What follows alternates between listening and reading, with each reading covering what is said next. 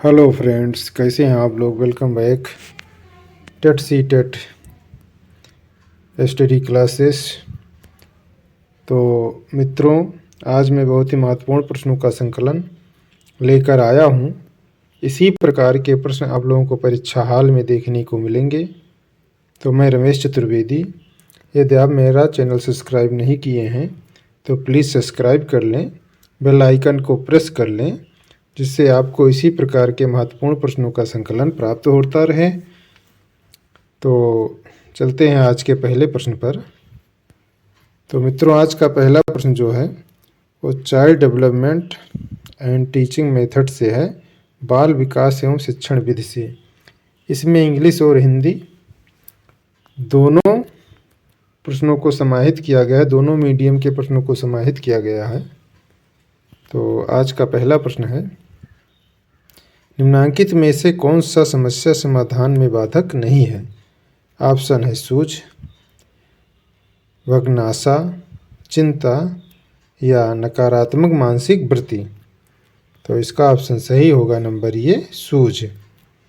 तो निम्नलिखित में से कौन सा समस्या समाधान में बाधक नहीं है, तो वो है सूझ नहीं है। बाकी भग्नाशा भी है, चिंता भी है और नकारात्मक मानसिक वृत्ति भी है। तो इसलिए ऑप्शन ये सही होगा। दुश्चिंता, भग्नाशा, नकारात्मक मानसिक वृत्ति, तनाव,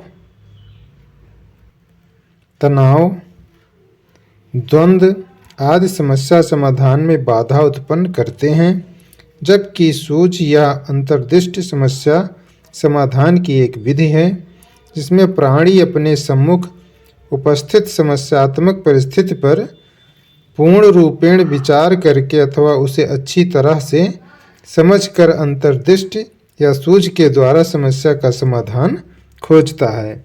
तो चलते हैं अगले प्रश्न पर।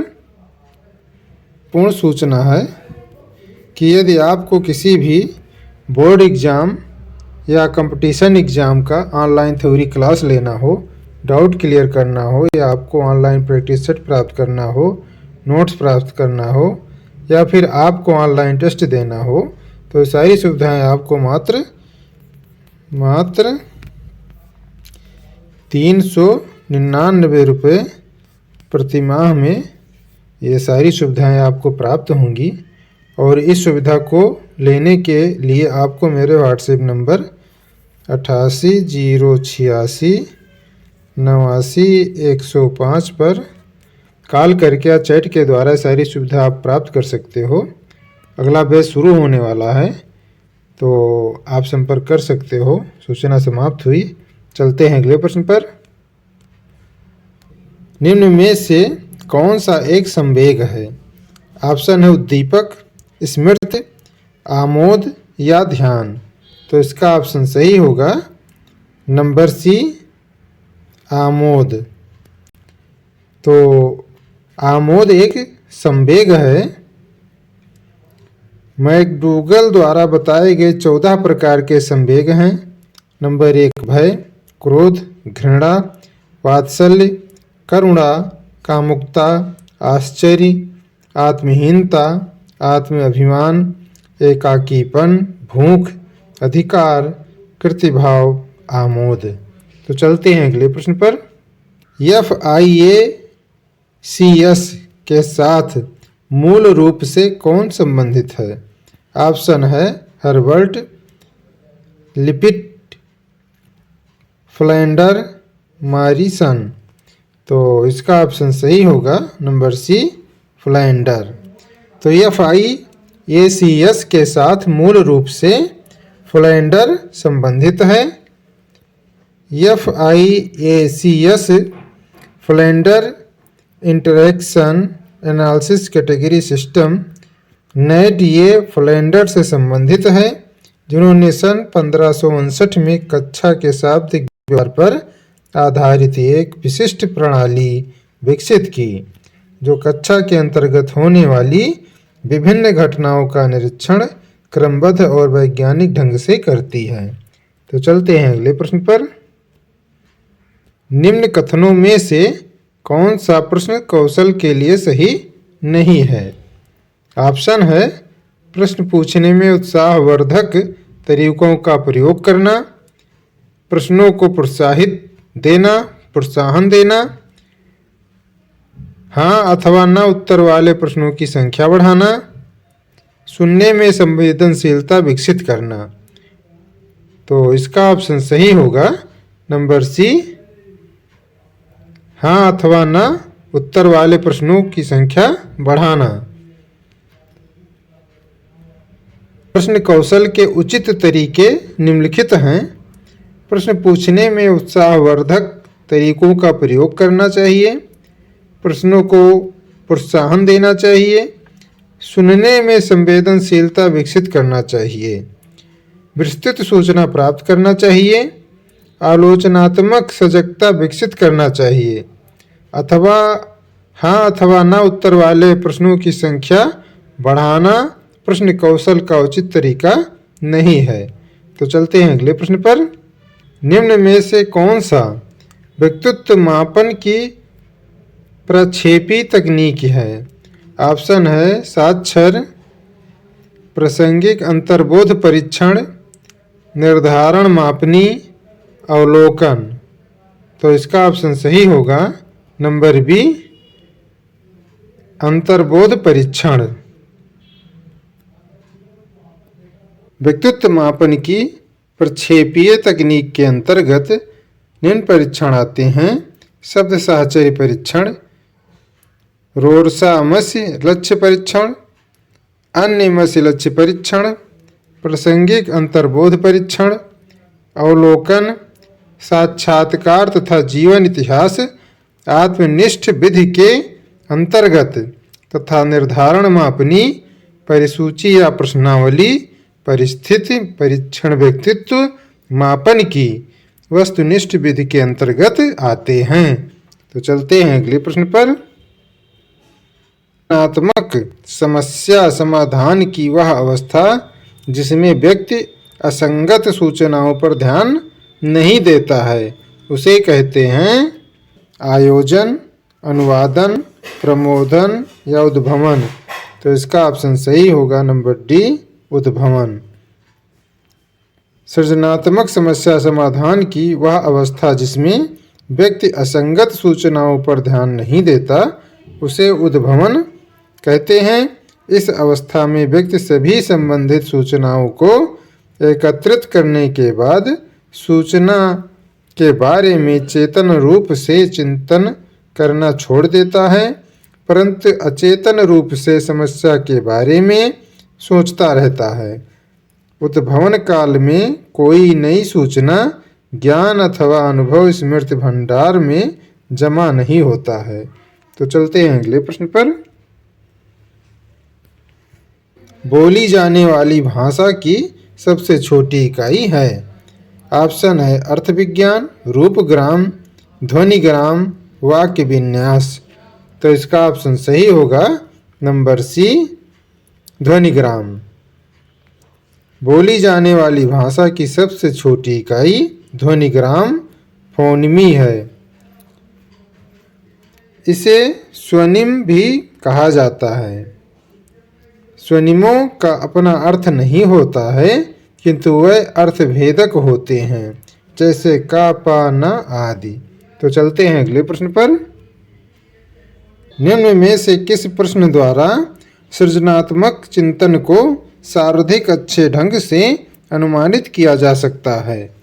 ऑप्शन है इसे कौन बता सकता है, सही उत्तर बताएं, क्या आप इसका उत्तर बता सकते हैं, इसे कितने भिन्न तरीकों से हल किया जा सकता है? तो इसका ऑप्शन सही होगा नंबर डी, इसे कितने भिन्न तरीकों से हल किया जा सकता है। इसे कितने भिन्न तरीकों से हल किया जा सकता है, इस प्रकार के प्रश्नों द्वारा सृजनात्मक चिंतन को सर्वाधिक अच्छे ढंग से अनुमानित किया जा सकता है, क्योंकि इसमें बच्चों को विभिन्न तरीकों से चिंतन करने के लिए प्रोत्साहित किया जा रहा है।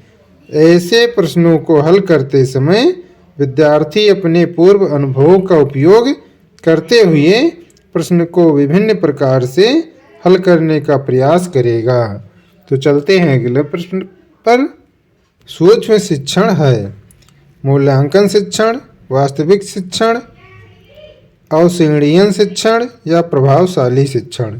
तो इसका ऑप्शन सही होगा नंबर सी, अवश्रेणीयन शिक्षण। सूक्ष्म शिक्षण एक अवश्रेणीयन शिक्षण है, अर्थात सूक्ष्म शिक्षण एक निश्चित श्रेणी क्रम का अनुसरण करता है। इसमें कुल 6 सोपान होते हैं जो एक निश्चित क्रम में चलते हैं। नंबर 1 पाठ योजना निर्माण, पाठ प्रस्तुतिकरण, प्रतिपुष्टि, पुनः पाठ योजना निर्माण, पुनः प्रस्तुतिकरण, पुनः प्रतिपुष्टि। इन 6 चरणों में न तो किसी प्रकार का परिवर्तन किया जा सकता है और न ही इनको आगे पीछे किया जा सकता है, इसलिए इसे अवश्रेणीयन शिक्षण कहा जाता है। तो चलते हैं अगले प्रश्न पर। सूची ए और सूची बी को सम्मिलित कीजिए। सूची ए में है हल, मैकडूगल, फ्रायड, मैस्लो, और सूची बी में है आवश्यकता सिद्धांत, मूल प्रवृत्ति सिद्धांत, मनोविश्लेषण सिद्धांत और प्राणोद अवकलन सिद्धांत। Number A first, second, third, fourth, number B, number C और नंबर डी। तो इसका ऑप्शन सही होगा नंबर बी। तो हल ने प्राणोद अवकलन सिद्धांत प्रस्तुत किया है और मैकडूगल ने मूल प्रवृत्ति सिद्धांत प्रतिपादित किया है और फ्रायड ने मनोविश्लेषण सिद्धांत प्रतिपादित किया है और मैस्लो ने आवश्यकता सिद्धांत प्रतिपादित किया है। तो चलते हैं अगले प्रश्न पर। निम्नलिखित में से कौन सा अभिक्रमित अनुदेशन का सिद्धांत नहीं है? ऑप्शन है अभ्यास का सिद्धांत, छोटे छोटे पदों का सिद्धांत, सक्रिय अनुक्रिया का सिद्धांत, पुनर्बलन का सिद्धांत। तो इसका ऑप्शन सही होगा अभ्यास का सिद्धांत। क्रमित अनुदेशन के 5 प्रमुख सिद्धांत निम्नलिखित हैं। लघुपदीय सिद्धांत, छोटे छोटे पदों का सिद्धांत, सक्रिय अनुक्रिया सिद्धांत, तत्कालिक प्रतिपुष्टि का सिद्धांत अर्थात पुनर्बलन का सिद्धांत, स्वागत का सिद्धांत, छात्र परीक्षण का सिद्धांत, जबकि अभ्यास का सिद्धांत थॉर्नडाइक के अधिगम के सिद्धांत से संबंधित है। तो चलते हैं अगले प्रश्न पर। थॉर्नडाइक के उद्दीपक अनुक्रिया सिद्धांत एस.आर. थ्योरी में सीखने की प्रक्रिया में क्या महत्वपूर्ण नहीं है? ऑप्शन है क्रिया प्रसूत व्यवहार, अंतर्नोद, अभिप्रेरक, उद्दीपक। तो इसका ऑप्शन सही होगा नंबर ए, क्रिया प्रसूत व्यवहार। तो थॉर्नडाइक के उद्दीपक अनुक्रिया सिद्धांत एस.आर.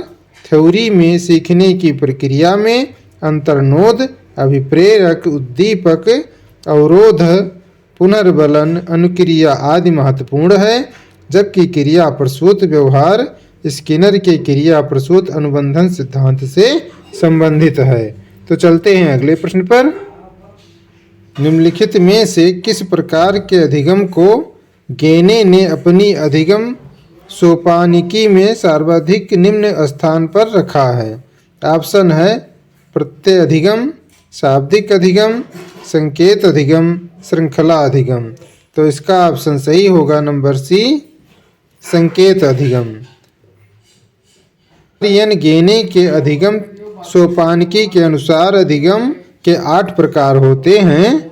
संकेत अधिगम, नंबर 2 दीपक अनुक्रिया अधिगम, नंबर 3 श्रृंखला अधिगम, नंबर 4 अधिगम, नंबर 5 बहुविभेदन अधिगम और नंबर 6 संप्रत्यय अधिगम, नंबर 7 सिद्धांत अधिगम और नंबर 8 है समस्या समाधान अधिगम। तो अतः गेने ने अपने अधिगम सोपानिकी में संकेत अधिगम को सर्वाधिक निम्न स्थान पर रखा है। तो चलते हैं अगले प्रश्न पर। क्षण के दौरान आवाज में उतार चढ़ाव का उदाहरण है। ऑप्शन है उद्दीपन, परिवर्तन कौशल, प्रस्तावना कौशल, पुनर्बनल कौशल या समापन कौशल। तो इसका ऑप्शन सही होगा नंबर ए, उद्दीपन परिवर्तन कौशल। छात्रों का ध्यान आकर्षित करने के लिए तथा ध्यान को पाठ में लगाए रखने के लिए शिक्षक अपने व्यवहार में जानबूझकर जो परिवर्तन लाता है उसे उद्दीपन परिवर्तन कौशल कहते हैं। उद्दीपन परिवर्तन कौशल के घटक निम्न हैं। नंबर 1, यथोचित शरीर संचालन, हाव भाव भाव भंगिमा का प्रयोग, भावों का केंद्रीकरण, स्वरों में उतार चढ़ाव, मौन, शिक्षक शिक्षार्थी वार्तालाप में परिवर्तन। तो चलते हैं अगले प्रश्न पर। निम्न में से कौन सा संप्रेषण प्रक्रिया का तत्व नहीं है? ऑप्शन है माध्यम, अंतःक्रिया, प्रतिपुष्टि, पुनर्बलन। तो इसका ऑप्शन सही होगा नंबर डी, पुनर्बलन। तो संप्रेषण एक प्रक्रिया है जो 2 या 2 से अधिक व्यक्तियों के मध्य घटित होती है तथा इसके माध्यम से अभिवृत्तियां, इच्छाओं, आदर्शों एवं सूचनाओं आदि का आदान प्रदान संप्रेषण के घटक के अनुसार होता है, जो नंबर 1 प्रेषक, संदेश ग्राही, अंतःक्रिया, माध्यम और प्रतिपुष्टि के अंतर्गत आता है। तो चलते हैं अगले प्रश्न पर। मंदितमान बालकों की शिक्षा हेतु कौन सा उपागम उपयुक्त कहा जा सकता है? ऑप्शन है व्यक्तिक अनुदेशन, त्वरण उपागम, संवर्धन उपागम, उच्च स्तरीय पाठ्यचर्या। तो इसका ऑप्शन सही होगा नंबर ए, व्यक्तिक अनुदेशन। तो मंदित मना बालकों की शिक्षा हेतु व्यक्तिक अनुदेशन उपागम उपयुक्त कहा जा सकता है। तम या मानसिक रूप से मंद बालकों को शिक्षित करने के लिए विशेष रूप से प्रशिक्षित अध्यापकों के द्वारा संचालित विशिष्ट कक्षाओं की व्यवस्था करनी चाहिए। ऐसे शिक्षा तथा प्रशिक्षण का उद्देश्य उनके दैनिक जीवन में आने वाली व्यक्तिगत, सामाजिक तथा आर्थिक आवश्यकताओं की पूर्ति करने के लिए उन्हें तैयार करना है। इन सब के लिए व्यक्तिक अनुदेशन की आवश्यकता होती है जो उन्हें व्यक्तिगत रूप से शिक्षित तथा प्रशिक्षित कर सके। तो चलते हैं अगले प्रश्न पर। समाप्त होता है।